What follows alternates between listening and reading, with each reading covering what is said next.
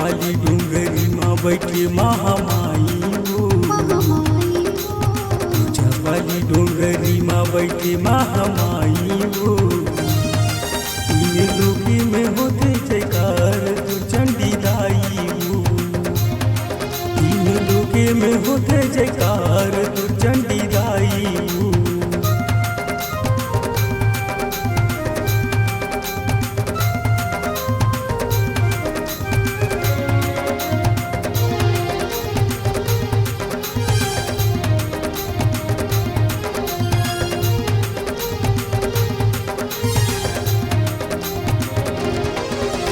चैत कुंवर के पर्व महीना सुघर मेला भराते वो। 9 दिन ले तोरे हवन पूजन कर 56 भोग चढ़ाते वो। 56 भोग चढ़ाते हो मैया, 56 भोग चढ़ाते हो। चैत कुंवर के पर्व महीना सुघर मेला भराते वो। 9 दिन ले तोरे हवन पूजन कर 56 भोग चढ़ाते। तेरे दरस तैहा मोर दाई वो, झरना तैहा मोल कर लाई वो। तीन लोकी में होते जयकार चंडी दाई वो, तीनों लोकी में होते जयकार चंडी दाई वो।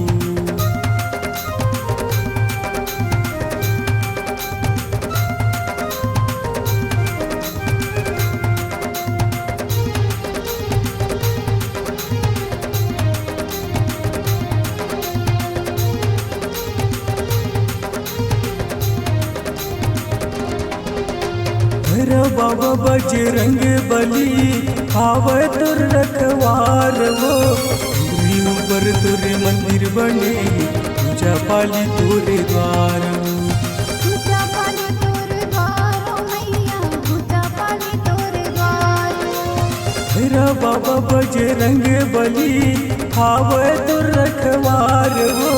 डोगरी ऊपर मंदिर बने पूजा पाली तोरे द्वार वो।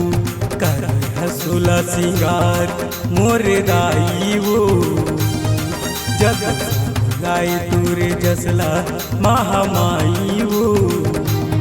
तीन लोकी में होते जयकार चंडी दाई वो, तीनों लोकी में होते जयकार तुर चंडी दाई वो।